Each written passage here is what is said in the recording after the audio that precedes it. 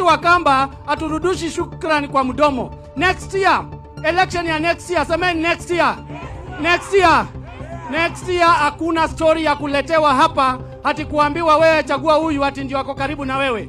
Nataka niwaelezee, Jesus Christ was born in Bethlehem kule, na ananyesha ameleta mvua hapa Machakos. Sisi hatutaki kiongozi Mkamba, tunataka kiongozi mfanyikazi.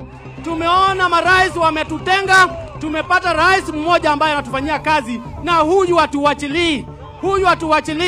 Watu wa Porojo msikie vizuri sana. Sisi Wakamba hatuna nafasi ya siasa ya ukabila, siasa ya kugawanishwa.